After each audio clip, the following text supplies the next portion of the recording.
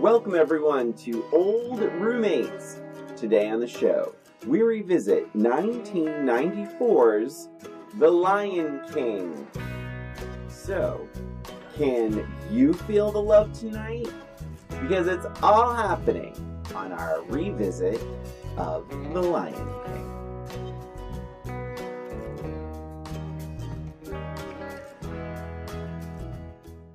Welcome, everyone, to Old Roommates, the only podcast that revisits pop culture through a middle-aged lens. This is Christina. And this is Brian. And we are revisiting Disney's The Lion King. Fine. Is it really called Disney's I don't The know. Lion King? Usually they do the Disney's thing. I'm sorry. We'll double check it. But it's the 1994 one. It is the 1994 one. There's been a few sequels and there's a show called The Lion Guard that like the preschoolers love. Oh, really? It's called The Lion Guard. And there's all sorts of things. But this is the 1994 version of The Lion King. Yes. And we will start this episode as we always do. Brian, tell us your history with The Lion King. When was the first time you watched The Lion King? I did absolutely see it in a movie theater. There was a time at Jordan's Furniture where we had this crew of people and like that would work, say a Friday night. Like I think, and so we would go see a movie. I guess that makes sense, right? After, because we would close at what time? 9, 10? Or even earlier. But it was enough time for us to leave on Friday night, work, and then go see a movie. So it was probably the 10 o'clock show. So here's the scoop. I remembered really being blown away by the intro, that first, with all the animation, the animals all coming, the big tribal thing with the monkey holding the lion cub, and it just goes boom, The Lion King. I'm like, oh my god, this is going to be really special. And then I'm really honest, for me, this is back then. Once it went to Simba growing up, I became a little less interested. But then I liked the ending. So the middle part with just Puma, when he becomes, is it Puma and doesn't he become Timon? Doesn't he become older during Hakuna Matata? Yes, so in the middle of that song. Yes. Once that happens, then once it's like this thing of like him being like, I'm sad, I don't want to go back, and then Nala is like, you have to, and you see what Scar has done and all that. To me, it just lost a little of the magic. I feel like the tone changed. But then I did enjoy the ending because it ends as it begins. And I remember that vividly happening and like the circle of life. And so it was a little mixed. But I will say this was a movie that, did we play it on the screens? Let me tell you something. There's something Jordan's related with this. Right? Because that's my memory. I'm like, I feel like I've seen this like on mute. Like it's like, we must have had it just playing sometimes. Or like maybe during the week we would play movies. Like on the screens? What? I don't know. I don't think. I don't know, but well, no, wait a minute. But we had TV screens. There were TV screens in the stanchions because we wanted people to watch stuff while they were waiting to get into the show. Christina and I worked at the Motion Odyssey movie ride at Jordan's Furniture a million years ago together, and it was like a motion simulator ride called Motion Odyssey movie, and the line was often a good hour sometimes, and we'd have to open up the warehouse and stanchion people into the warehouse because the line was so long. And so you had all these TV monitors, and we would show movies. We would show Disney movies and things like that. I swear to God. So maybe it must have been. But the reason why I hesitate in that is because there was a little bit of controversy surrounding The Lion King in terms of the violence that was in that movie. Whose controversy? I remember people talking about it, and I kind of felt the same way. Are you done with your then? Yes, I am. Well, then I will go into my now. I'm finding this hard to believe. So here was the controversy, and I agreed with it. And and the thing is, it's funny because I definitely have like this Jordan memory of talking to people. Maybe it was you. I remember talking to people during our slushy. People are not going to know what the hell we're talking about right now. So Jordan's used to give out free slushes at the front of the store in the summer. And we, as the mom people, the Motion Odyssey movie ride people, I know, I feel like I'm talking in code. It's so weird. I know. It's weird to explain. Would hand it out, would scoop the slush and hand it out. Yeah. And it was it was a job that I kind of liked and hated at the same time, because I liked being outside and being in that atmosphere, but then you get so sticky and gross. Yeah, slush duty was not half as much fun as it sounds. Right. Because, but also then when it rained, we'd hand out umbrellas. Yes. And then we had mocktails on Saturday nights. Yeah. Maybe it was during a mocktail. It was one of either mocktails or the slush, where I was having a conversation with somebody about this movie, and I had seen it and I didn't love it because everybody was talking about it and talking about it and talking about it. But I didn't really love it because it was very violent. It was a much scarier Disney than I think people were used to. Mm-hmm. Because in other Disney movies, the scariness was more like, here, I have a magic wand and I'm going to make this magical thing happen. Yeah. And this was a lot more realistic. Mm-hmm. And the controversy was surrounding the fact that when the lions fought, they fought on their hind legs and they fought with fists and they were hitting each other very much like people do. Mm. And that was a big, big conversation that people were having. And I agreed with that. And so... Is that not how lions fight? I don't know how lions fight. Maybe they do. But it was just the depiction of it, I think, was a little scarier than... Wait, I know you want to interrupt me. I do want to interrupt you. I think the depiction of it was a little scarier than what Disney would normally throw out there for a G-rated movie. Listen, this is 1994. Mm-hmm. What year is it now? 2024? 2024. 30 years ago. This is actually, oh my God, I didn't realize that. June 15th. What? Yeah, I didn't even catch that. June 15th, 1994. So you've had, Christina, 30 years to find out how lions fight. It bothered you so much, you claim. You've had 30 years to do your due diligence. Okay? 5 as a movie critic for this podcast. And I am practically a naturalist, too. You are a teacher. Yeah. So what happens when a child says to you, how do lions fight? Well, how do cats fight? You had your 2 cats. Don't make this personal. No. When I'm talking about you and your life. When they first met, they fought. Did they fight on their hind legs? They absolutely, yes. Then lions and probably guess what? do that and also. They whack each other with their hands. They're like whack, whack, whack, whack, whack with their front hands. I said hands. You tricked me. I think I've made my point. Me. They're on their hind legs and they whack with their front paws. But then Ferris, my orange cat who's crazy, Sal will just be walking through the room and Ferris will jump out of nowhere and jump right on his back and bite his back. Wow. But it's like, it's insane. Like, they're wild animals. So, I don't know. God, we've not even dived. I know. Sorry about this. So so that was then. It bothered me. I felt like it was way too 30 violent. years ago. Now, I did appreciate what you were talking about, like the, choreography, not choreography, oh my God, cinematography. Yeah. Of it all. Mm-hmm. I loved that part of it. Mm-hmm. And I really liked the comic relief in the middle. Mm-hmm. It bothered me also that an uncle, like a family member, was the villain.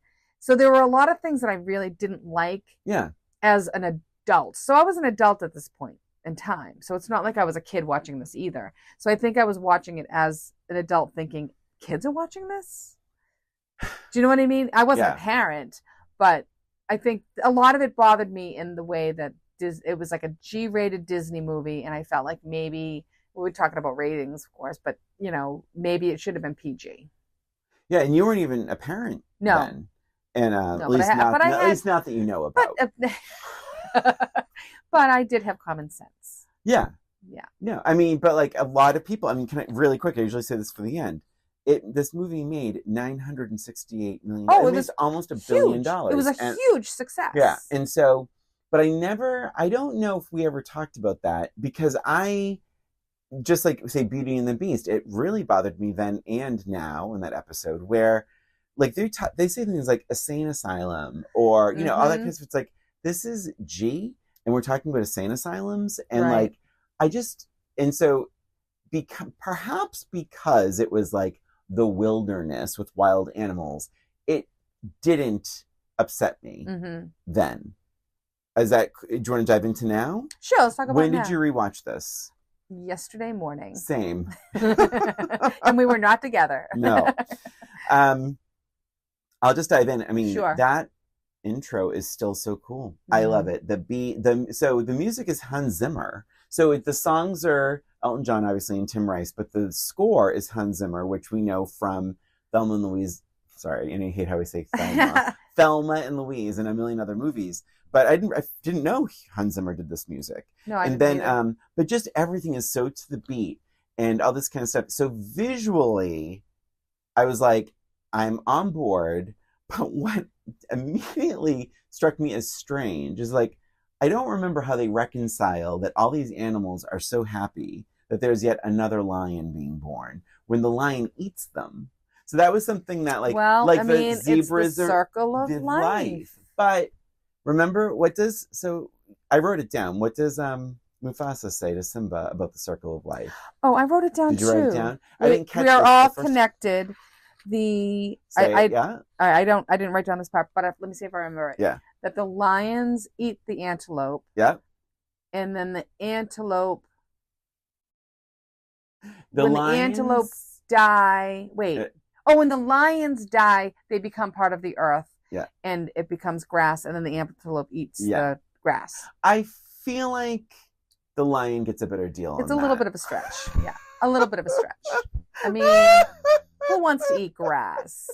I think it was more of the tradition. Like the celebration was more of like, a prince is born. Yeah. Our new king is born. Right. I don't think they were thinking, a new predator is born. Yeah, I know. But I think again, it's a middle-aged sure, of course, yes. thing. So I'm like, yeah, half of you guys are about to be eaten by this lion family, but it's fine. But it's like, but there is also a lot of talk about balance, which is why, and I think it made more sense. I mean, I guess I was stupid 30 years ago. It made more sense now with like why it's so bad the hyenas just took over, because they're just scavengers and there's no like real balance. Right. And Scar was having like the women do the hunting and all this kind of stuff. But I feel like it was always like, wait, the whole entire Pride Rock is now barren and desolate. I'm jumping like crazy, but yeah, that's okay. And yes, I agree. It was a little bit. I noticed it more now than then, but it didn't really make a lot of sense that once Scar took over, everything rotted. Would go to shit and rot. Yeah. The only thing I'm thinking about right now, as I'm speaking now, is maybe a lot of animals just said, fuck this. Well, there's no balance. That's the thing. It's like, meaning like what Mufasa says, you must respect all creatures. Mm-hmm. Then they proceed to beat up Zazu for 35 minutes, but it's fine. That was hilarious, actually. I struggled with that. I struggled with Zazu because, well, I'll get to that. But so because Mufasa was all about balance, and the hyenas there's no balance. They're just going to eat whatever they want, leave the bones everywhere. There's no rhyme or reason. They'll kill anything. There's no regret. There's no remorse. But also there's no pacing with the hyenas. There's no balance. At least with these characters. I don't know how it is. I don't know how it is in the wild. But I'm how your tone has changed. But I'm saying is like, I feel like that's why a lot of it went. I don't know why the river would dry up. I mean, that's a little bizarre. But I mean, it's a little extreme. They're all connected, I guess. In the circle of life. Right. Do you like the song "Circle of Life"? I do. Yeah, me too. I do. I liked it a little bit better with Elton John singing it. I like racist remark number one. I'm just kidding. I'm just kidding. So, really quick, Oscars.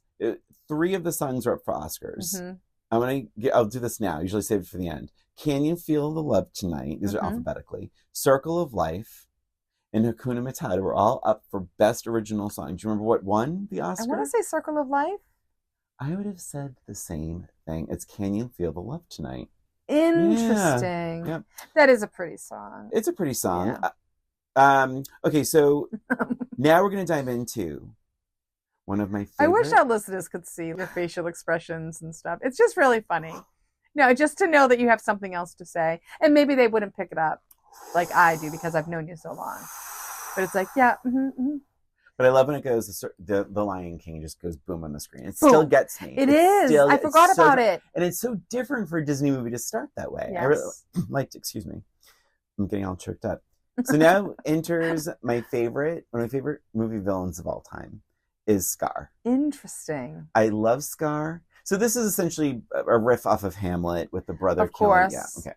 So, but Jeremy Irons, just his line readings and like he's so good. And to be really frank, if he is gay, it would just make me so happy. Even though he's dastardly, like, but I like. Are you talking about Scar? Scar or Jeremy Irons? No, Scar. Yeah. I don't know. No, I don't know if Jeremy Irons is. I don't know what his personal life is like. Dang, I wish I had done an FMK now, but I didn't. Would you fuck Scar or yeah? Oh. So I like when he says things like, well, when it comes to brains, I have more than the lion's share. He has some great lines. And he delivers them very amazingly.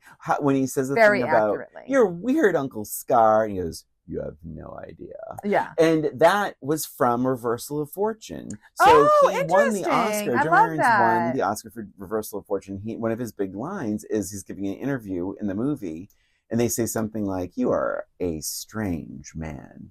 And he says, you have no idea. And it says, and the line reads exactly the same. And so when they got Jeremy Irons, they're like, we can have some fun with this persona now. And so yes. That's great. Yeah. If Wikipedia is to be believed, they did some edits to his facial features and his expressions to sort of mimic Jeremy Irons. You do sort of find that a lot in these animated shows. And originally, again, if my research is to be believed, Scar was not supposed to be his brother. Oh, it was just supposed to be. Do you have that too? No, I don't. But that would have been. I think I would have liked it better. But it wouldn't have made sense either, though. Yeah, because he wants to be. It wouldn't king. have made any sense. Yeah. Like you need to have that that rivalry. Well, and the royalty, the ascent of royal power. Yeah. You must respect all creatures, Mufasa says, but. Zazu, this is what bothered me about Zazu. Well, let me talk about Scar for just a second, if you don't mind. Yeah. I also liked Scar. I thought the performance was great. Have you ever seen Rio? No. Okay. Rio was, and probably still is, one of my favorite animated movies. I'm going to write it down. 2011. Is it Disney? It's Disney, I believe. And I think you would love it. It's a great story. It's beautiful. The music is fantastic. And it also has a really great villain. Ooh. And it reminded me, so Scar reminded me of Rio. So the villain his name is Nigel. He's a cockapoo. Cockatoo. Sorry, not a cockapoo. He's not a dog. He's a bird. So Rio, it's all about like birds. Okay. And he is played by Jermaine Clement, who is he has been in a bunch of shows. Oh my God, let me think. What We Do in the Shadows is one of them. The Flight of the Conchords. Oh, of course. Yeah, yes.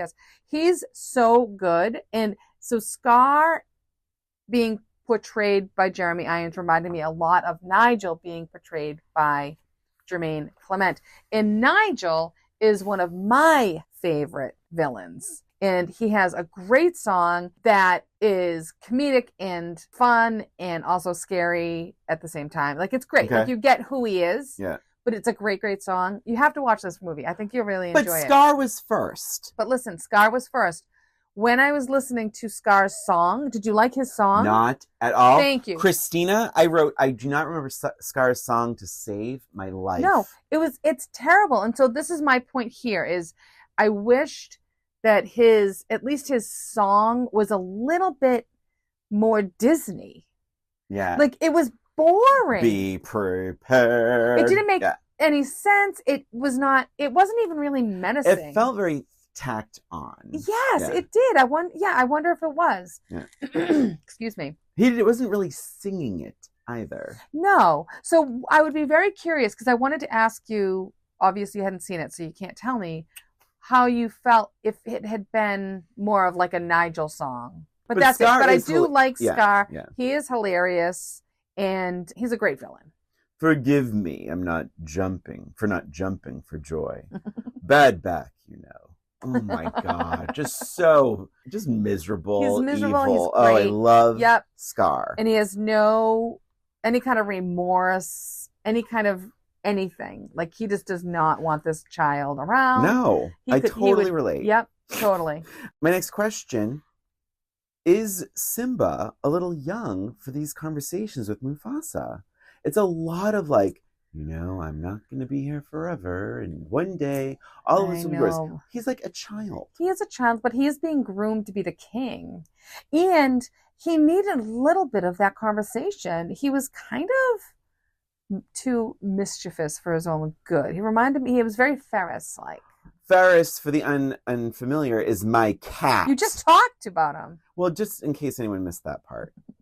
But he was, kind of going out, and he was being a kid. I get it. He was being a kid. He's just kind of exploring things that he really shouldn't be. Yeah. I think that Mufasa recognized that, like, look, he needs to grow up a little bit. Yeah. Yeah. He needs to figure out what's going on. He's like, it's Ariel all over again. Like, you completely disobeyed me. Yes. And she puts everyone's life in danger. And I did. I loved that conversation. I loved that scene. Did I write it down somewhere? Oh, okay. I have another comment.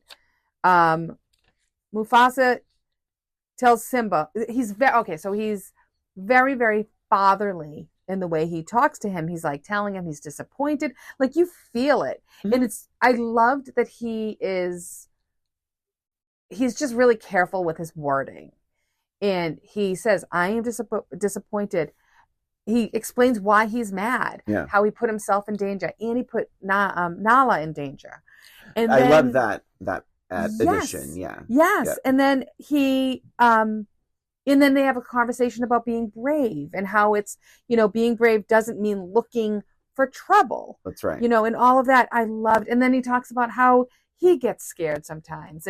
And then it turns so loving and about how, and playful. Yes. It was just such a beautiful scene. It just covered all of the bases. I felt like it was a really beautiful moment between the two of them. Yeah. I liked the moment. I liked the dialogue. I really did. I just wondered, like, is he a little too young? I mean, of course, for the plot, it has to happen then. And it's not clear exactly how old he is. I don't know how lions age, if it's like a, cat or a dog kind of thing. Yeah.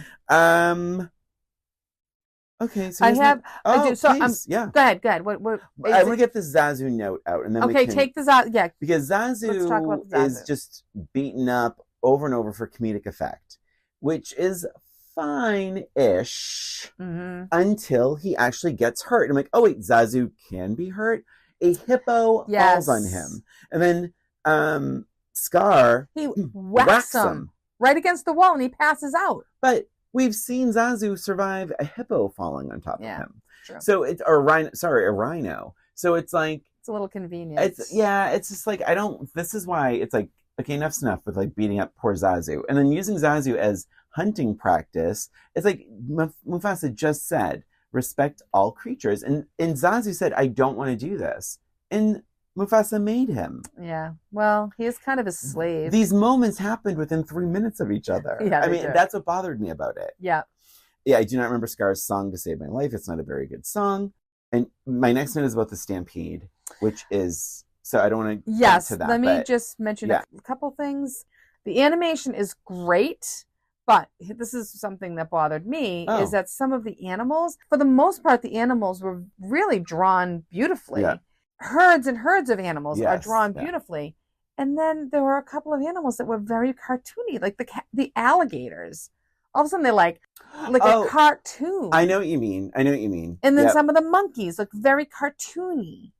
It was almost like old Disney. Yeah, it was weird. It was like, can you be a little consistent? And there was no reason for it. It wasn't like they were critical talking, to the right, exactly. Right? It was just, why didn't they just take a little more time for the alligators and like that monkey? I agree with that note. So, and it's funny because, and I actually went, and I couldn't prove this, but I did see that for the lion roars and some of the growling sounds and roaring sounds, they didn't use real animals. They because they were afraid that they wouldn't match the actors' voices. Mm-hmm. So, and it just would seem too distracting. So those lion roars and stuff. But one thing they did do is they used a lot of the Beast from Beauty and the Beast for the growling and the roaring, because at least it was a human. What about the part when he says, "My paw"?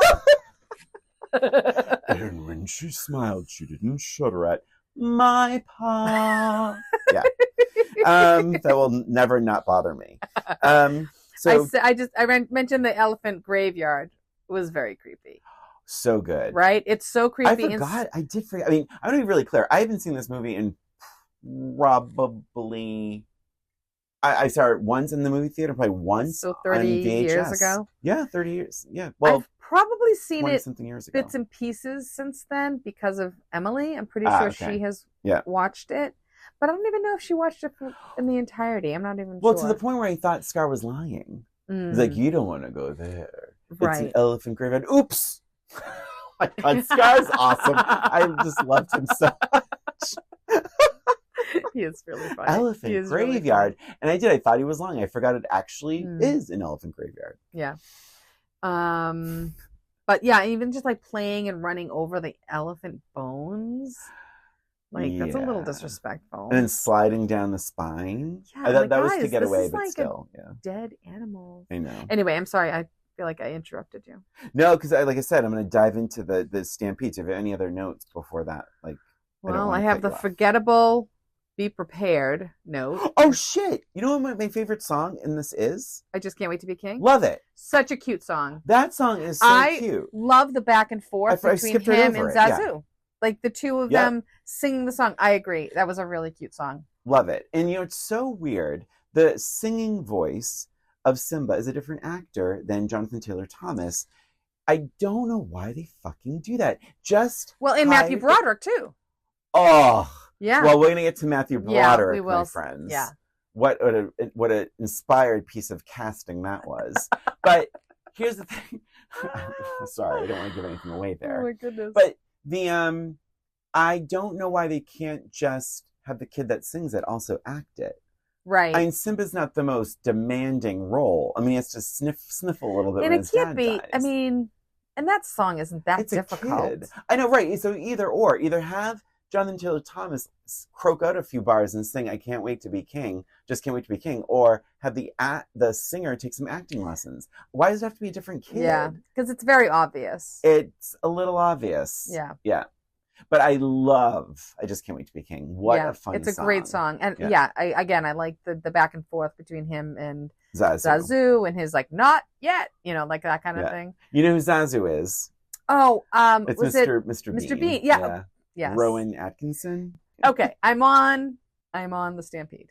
Jesus, my notes. Mary, and let's talk about Joseph. The Stampede. It was horrifying then. It is horrifying now. I wrote, I am horrified right now. This is terrifying.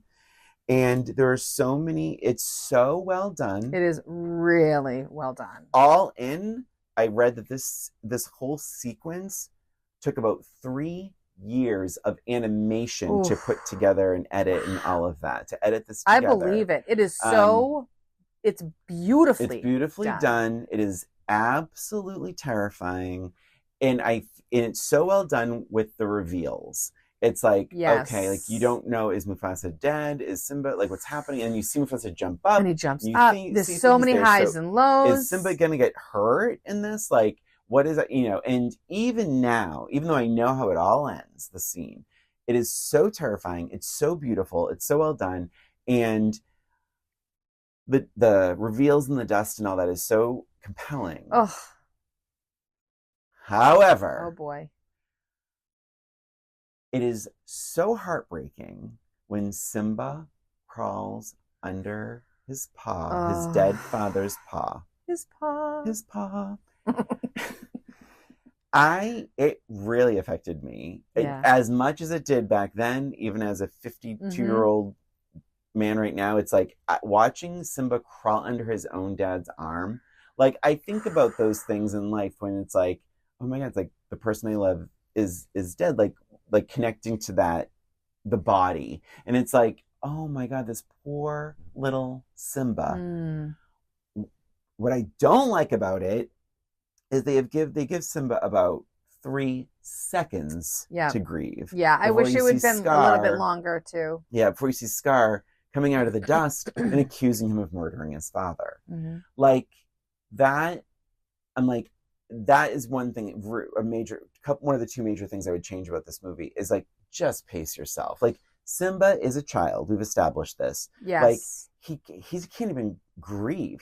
And then Scar tricks him into thinking that he killed his own father. Yeah, it's a lot. It should have had a little time to breathe. Yeah. No pun intended. Yeah. But Jesus Christ. I wish he had. I think that whole sequence with Simba and Mufasa should have taken a little bit longer. Mm-hmm. I wish he had taken longer to realize he was dead. Yeah. Because he kind of figures it out immediately. Yeah. Just a couple of little tugs his ear. Tugs. Right? Yeah. Having him almost like walk around him a little bit and jump on him, sort of get him. One thing that went through my mind, and then come to it. Yeah. Sorry to interrupt you, but do you think it would have been better or worse if Mufasa wasn't dead just yet and died in front of Simba? Oh God! Like if he was like, Simba, I'm sorry, goodbye. But how about him saying, "It's your fault"? Yeah. No, I begged you to listen to me. Pride Rock is screwed. Oh my God! But what do you think? Do you think that would have been better or worse if he had some dying breath? So I think it would have been more effective. However, again, I'm struggling with this being a G-rated movie for children. Yeah, I think it would have been too heavy. Yeah, for a child to be watching it. If it was rated PG, I'd be like, yes, do it. But this is intended for children. So I think that's why that whole sequence is shorter. Mm-hmm. But I think I agree. Like if it was a PG movie, I would have definitely had something more like that. Like with him just being like, I'll always be there for you or something. And then dying. And then him realizing he was dead.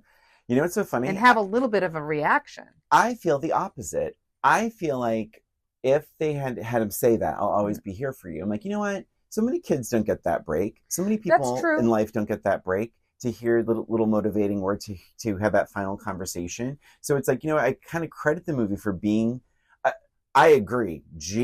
Oh my God, this movie's intense. But I think there's something a bit almost admirable where it's like, holy shit, like this is as dark as it gets. And to not even be able to say goodbye to your dad and to have your last memory of your dad saving your life and then dying. Oh my God. Yeah. But to the movie's downfall, in my opinion, or some of the worst stuff in it, is just not really caring about Simba and his mental health. That's through my middle-aged lens. But it's like, so it's similar to how I felt back then, but for different reasons. Like I feel like after that moment, I feel like this movie misses the mark as a middle-aged person, where it's like he's grieving here. Like he's really struggling here. Even Nala is like, you have to shake it off. We need you. Like, I'm sorry. But do you feel like it's even grieving for his father, or is it more feeling guilty? Because I feel like the general emotion he's feeling is guilt. So he's keeping it a secret from his friends and he doesn't say anything about his father dying or anything. He's just feeling guilty for killing him, and there isn't that moment where he's like, I miss you, Dad. Well, then that's another negative, isn't it? Yeah. Thank you, Christina. It is a little what? Thank you for pointing that out. You're welcome. Even like the Hakuna Matata. Yes. I mean, that whole song is basically ignorance is bliss. Let it go. Get over it, kid. And Rob Cella, who listens to the pod, we had dinner last night, and I mentioned we watched doing The Lion King, and he said, it's like, yeah, he's like, the funny thing, this is my Rob Cella impression. I'm not. And he's like, yeah, what's really funny is he's like, oh, my father just died. And they're like, Hakuna Matata. Like, and I was like, they don't, but he doesn't say my father just died. No, he says he doesn't want to talk about it. Right. And so, but it is cold-blooded. I mean, it's like, hey, kid, whatever you're going through, like, whatever. Get over it. Sing the song every day and you'll be fine. Right. And he even says it to Nala. Hey, Hakuna Matata. She's like, Hakuna Matata. The whole village is dying. Which is funny because as an adult, you're watching this and you realize, oh, he's just running away from his responsibilities. Like he's just being a dope. Yeah. And Nala's just basically saying that to him. And that's the whole point of like Hakuna Matata. It's like, just run away from your responsibilities. Don't worry about it. It means no worries for the rest of your days. I mean, but there's consequences. Yes. They don't talk about that. Yeah. Like, where's the circle of life in your, in all those bugs you're eating? I know. Isn't that funny? Although I forgot he farted. I forgot the flatulence thing. So funny. That is so funny. That's such a good little character. I'm just going to be honest. That is a note I have kind of throughout. Like, the self-care, the mental health elements of things are like, is a little non-existent in the Lion King. I think that's a common theme in a lot of these movies that we revisit. It's like no one's really thinking much about the mental health. I'm gonna respectfully disagree. I feel like there are elements of The Little Mermaid. There's elements of Beauty and the Beast where the heroine is allowed to be sad. Mm-hmm. She's allowed to talk about her thoughts. She's given a song more about her feelings than actually that's maybe not true. She like often though the song is about her. Well, Just Can't Wait to Be King is that song. But I guess my feeling is you have a lot of these moments in Disney princess movies where you spend a lot of time with the princess by herself or with a little sidekick who's kind of irrelevant. Sure. I feel like in The Lion King, there's no time. Like, it's like, nope. It's like, turn the other cheek, kid. And he's not even given time to really process what's happening. He's left to die. Yeah. He's left to die in the desert. And the vultures are poking at him. Right. But that's it. And he's half dead. Yeah. So that's a big negative for me. But that's also a middle-aged lens. Is he even alone at all in this entire movie? He's with Scar. When he's not with Mufasa, he's with Scar or he's with Nala. And then the stampede happens. And then Scar says, "You need to get out of here. You killed your dad." And so he's walking in the desert and he collapses. Mm-hmm. And you see him, he looks dead on the desert. And then the vultures go in. Timon and Pumbaa save him. And he's with them the rest of the time. Even when he's trying to have a little alone time, the monkey guy comes. Yeah, it's a little, It's like, stop following me. Yeah. So maybe we should talk privately. I'm like, oh, jeez. Don't do it. Stranger danger. Stars. I thought that was a cute scene where they're talking about what the stars are. I like that. Oh, yeah. I like that too. It's like they're fireflies stuck in stuff. That was really funny. I actually wrote that. Actually, I always thought they were balls of gas burning billions of miles away. Then Can You Feel the Love Tonight comes along. One thing, actually a couple things. One is I thought that when with Nala, when Nala's going to attack Pumbaa and Timon, it would have been so funny if Pumbaa farted in self-defense. Oh my gosh, that would have been great. So funny. Because it would have lightened it up because you're like, you don't want to think badly of Nala, but she has no food. There's no food anymore. This is her job now because of Scar. And then the other thing is, Rafiki pissed me off. Voiced by Robert Keown, who played Benson. Yes. Your father is alive. I'll show you. Oh my God, I wrote that. An asshole. He's alive. Come, I'll show you. I wrote, that is so mean. I wrote, Rafiki is a little mean. I wrote it right here. That is very mean. Like, come on, dude. Nala pissed me off. Why, you ask? Well, you didn't ask, but I'm going to tell you why. Why? Thank you. She truly waited until she got her groove on with Simba and then said, oh, by the way, Pride Rock is in shambles. Yeah. She waited forever. That. It's like, really? You are going to get freaky with Simba and you're not going to tell him? Why? Because you don't want to get knocked up by the king. Yeah. Yeah. What was Nala's motivation in that scene? It certainly wasn't, Simba, you have to help us. We need you. It was, Simba, I need you. That's right. Yeah. I'm hungry. Selfish. Yeah. Rafiki is a little tone deaf. I find him to be very rude. He does not care about Simba and his mental health or his grief or his guilt. That is for sure. Big negative, Matthew Broderick. In what world is Matthew Broderick the perfect choice for a lion? I don't understand that either. He would have made a better child, Simba. Yes. Yeah.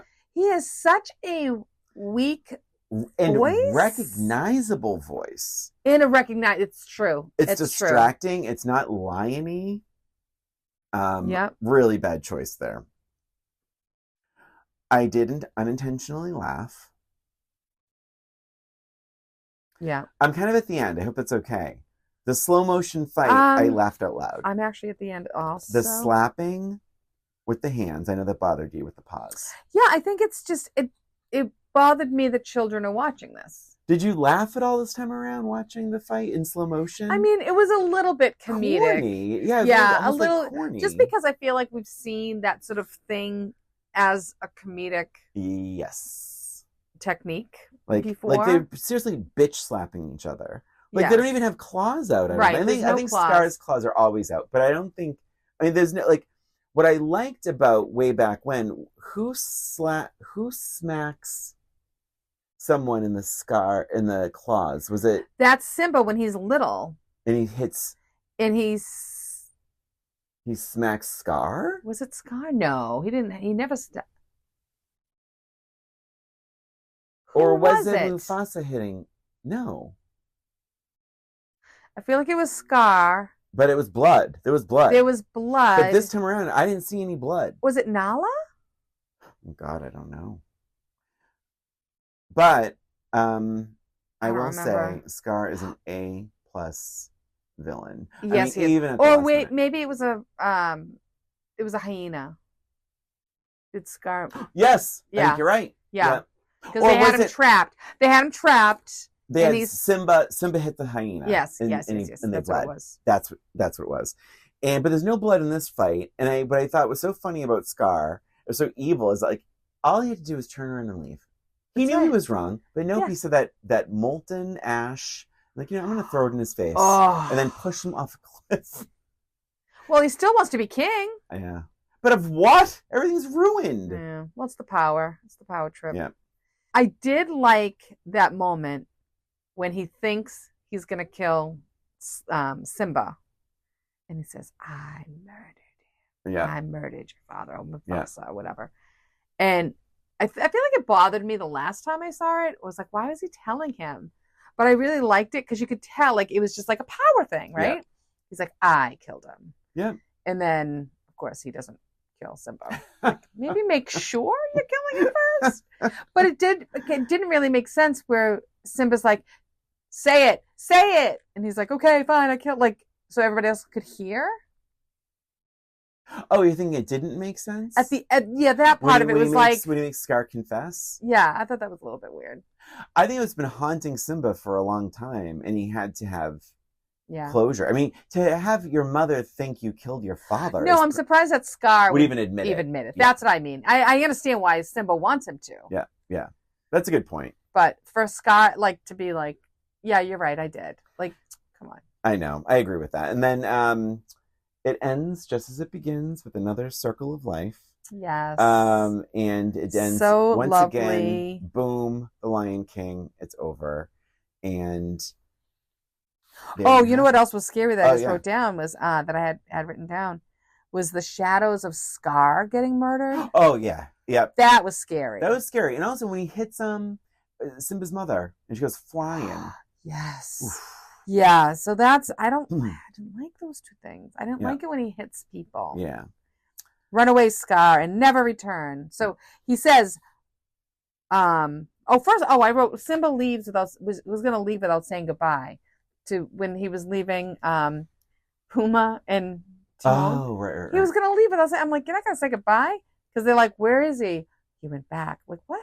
Anyway, well, it doesn't mean I just had that as a little. It doesn't mean he wouldn't come back. Right. No, I know, but he could have said, I mean, they saved him his life. They've been best friends. Like, say goodbye. Yeah, that's true. But I like when he said, no, Scar, I'm not like you. Mm-hmm.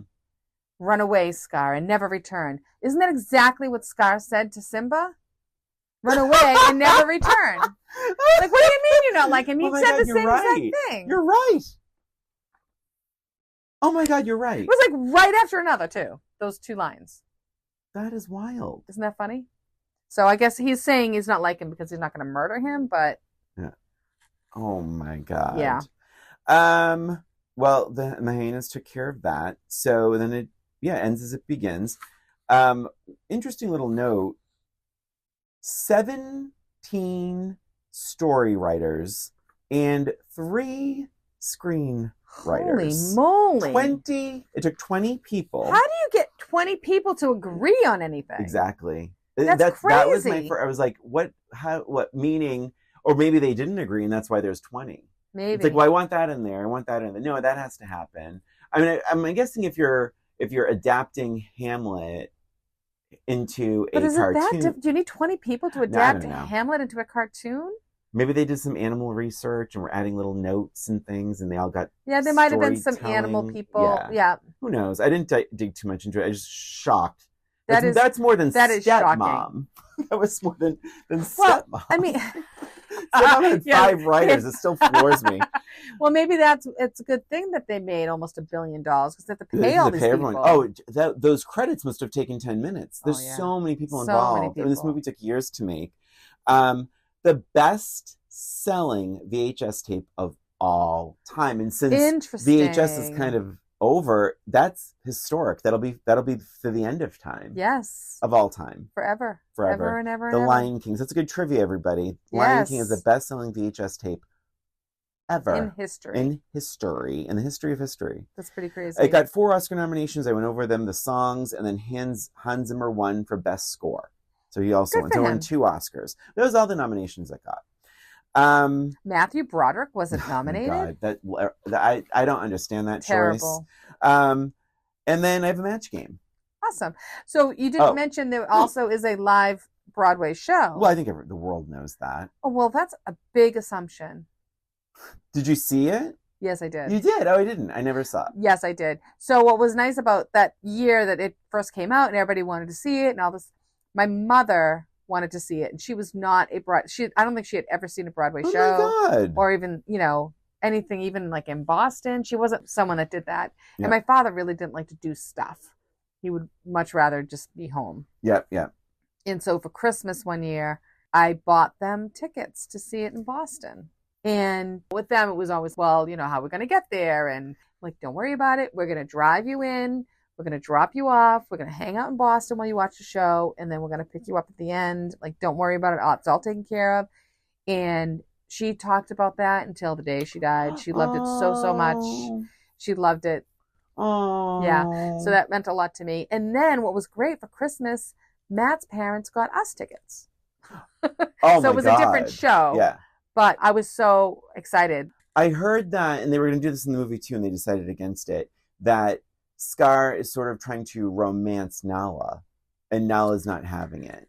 Was that in the show? I don't remember. I imagine it probably was. Like he was like, we need to, I guess, essentially, I don't know, have a baby, which kind of changes my feeling about Scar. But I can't remember how that worked. Yeah. With the show, it was very much mostly like just a visual thing. Like it was just, I'm sure you've seen the costumes and things, and it was so incredible. What an incredible show to see. I did scream at one point, embarrassingly enough. What happened? But one of the big numbers, the people came through the aisles. Oh! But they're all in costumes. Yeah. They're like animals walking, and it scared the ever-living shit out of me, and I screamed. Did one of them look right at you? No? Probably. Yeah. Oh my, that would have jolted me.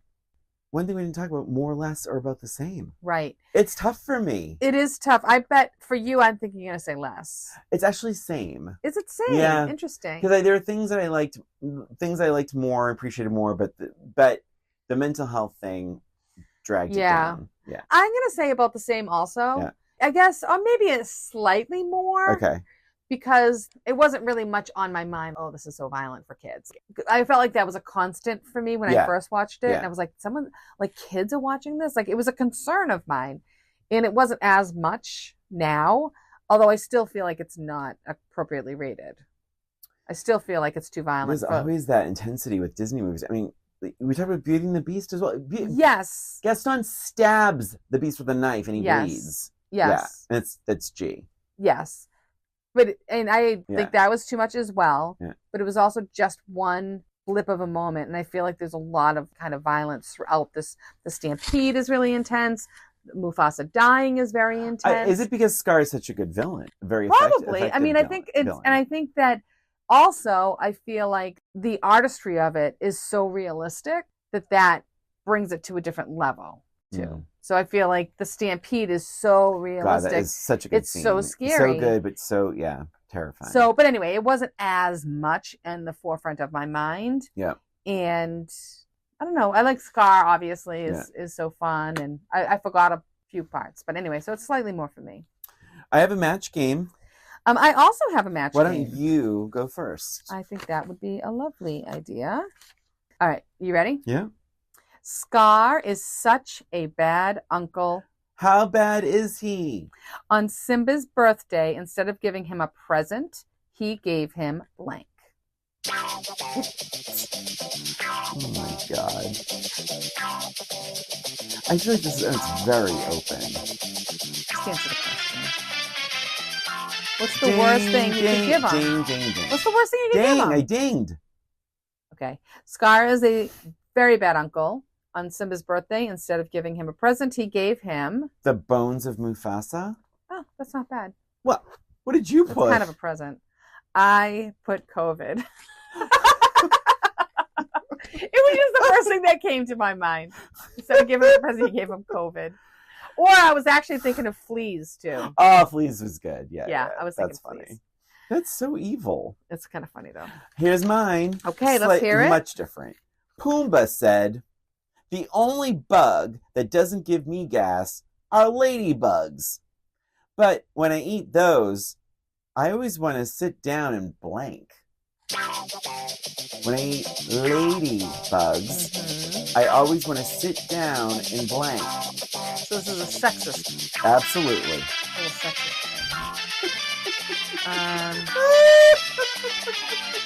It's all right. Completely sexist. All right. Well, much like the Lion King. I'm going there. Much like the Lion King. It is pretty sexist. But I think that's true in the animal kingdom, though, the sexist. Oh, sure. All right, ding. Ding. Pumbaa said, the only bug that doesn't give me gas is the ladybug. But when I eat ladybugs, I always want to sit down and blank. Bleed. Ew. Menstruate. What is wrong with you? It's a children's movie. I want to sit down and cross my legs. Oh, God. Christina. When he wants to menstruate. How very ladylike. Listen, it's all in that area. The farting, instead of farting. Oh, my God. Fine. You know what? That's good. Menstruating. That's good. Finally. How did you watch it? Disney Plus? Disney Plus. Yes. And looks it's difficult great. because it looks great. But it's difficult because when you type in the Lion King, a zillion 25, and I'm like, shit, I hope I choose the right one. Yeah. Did you ever see the live? It's not live action, but oh no, I know what you mean with you know what I'm talking about? Like they Beyonce look like real. Yeah. Did you? I did. Oh, did you like it? I did. Oh, is there music? Yeah, it's I think. I don't know. It was a while ago. I brought my father to see it because, he never watched the movies or anything, but I just thought it was visually so incredible. I'll have to check it out. Yeah, it was really, really cool. But, we saw it in the movie theater. Shit, you reminded me of something I was going to say. Oh, my God. Beyonce? No. So Timon is the meerkat, right? In Hakuna Matata, yes. Pumbaa's the warthog. So Timon doesn't have a backstory. Oh. Because they felt the song was going to be too long with Hakuna Matata. So they actually put it in, and they have, I guess there's a made for Disney Plus movie called Timon and Pumbaa or something. Oh. And he gets to sing his verse in that movie. Oh, that's nice. I found that out. Oh, I was like it never occurred to me that we don't know anything about Timon, but we know all about Pumbaa. Yes.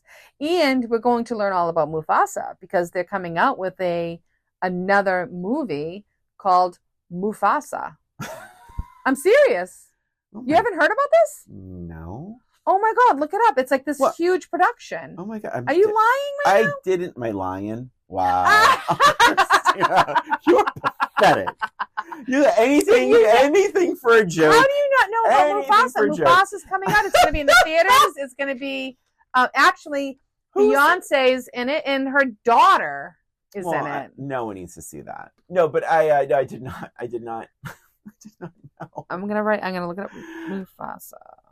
Wait, what's the style? It's a 2024 animated, or is it like the other Lion King? It is quote live action. I want to say it's like a live action. It's a photorealistic animated. Oh, I haven't heard a blip about this. Who's Mufasa? James Earl Jones again? Let me see the casting. He's alive. Is he alive? Oh my god! Starring Aaron Pierre, Kelvin Harrison Jr., John Caney, Seth Rogen, Billy Eichner, Tiffany Boone, Donald Glover, Mads Mikkelsen, Thwandi Newton, Lenny James, Blue Ivy Carter, and Beyonce Knowles Carter. So, did James Earl Jones? I think he did die. Did he die? Look it up. And this episode's already super long. It's fine. Let me just see. I know, it's fine. I think he's, if I had to put money on, I would say James Earl Jones is still alive. The release date for Mufasa, The Lion King, is December 20th, 2024. Oh my goodness. Yeah, I'm really surprised at you. So let me just see. Well, it sounds like those actors' names, it sounds like maybe then it's going to be a musical. It must be. It must be. I kind of like when I do kind of like when I don't recognize the voices, when it's like original voices. James Earl Jones is still alive. He's 93 years old. Good for him. I love him. So you know what though? It's Mufasa as a child though, probably. Oh, then what's going to be different? So it's probably not going to be. Well, then Scar will be a little kid too. Scar's the younger brother. Yes. Oh Let my me see. goodness. I'm just going to look at the cast real quick. I thought Mufasa is Aaron, and I'm just looking at Blue Ivy Carter is top billing. Blue Ivy Carter? Yeah. Who does she play? Nala? Kiara. I don't know who that is. Beyonce is Nala. I don't know who Kiara is. I don't either. Is Scar even in here? There's no Scar. Kelvin. Okay, all right, everybody needs to calm down. Kelvin Harrison Jr. is Scar. Okay. And Aaron Pierre is Mufasa. All right, and Donald Glover. Donald Glover. Donald Glover. That's what we call him in Brockton. Is Simba. Yeah, but he was Simba in the other Lion King. The other Lion King. Okay. And that makes sense they would bring him back. So it must go back and forth to... Christina, I want you to know, the entire audience is hanging on this information. Everybody else knows about it. I never heard of it. You're the only one that did not know about it. I love Donald Glover. I loved him in Community. Oh, yeah, there it is. There's the poster. Oh, I love the poster. Yeah, the poster reflection looks great. Oh my God. That looks really good. Okay. Well, God bless. I hope it all works out for everybody involved. All right, so I think that's everything. That's got to be everything. So that was The Lion King. I think I'm going to say something really controversial. Tell me. I think our conversation makes me like The Lion King maybe more than Oh my gosh! Because again, I saw it yesterday. It hasn't really sunk in. Yeah. So but it's very entertaining. For sure. It is entertaining. It is definitely not a G. Not a G. But it's entertaining. I think a lot of people put some really good work into Great this. songs. Great songs. Great characters for the most part. I think Jeremy Irons, we've talked about actors not getting nominated for Oscars for voice work, but Jeremy Irons is Scar. I mean, I put up there with Robin Williams as the genie. Yes. It's a good rich of a character. Definitely. And there you go. That was The Lion King. And that's it for us and for this episode of Old Roommates. Thank you for listening. Please remember to follow us on Instagram or YouTube, where we have our episodes as well as a little extra. And if you have any questions about our show, any suggestions for movies we could revisit, reach out to us at oldroommatespod@gmail.com. Thanks again for listening. This is Brian. And this is Christina. Until next time.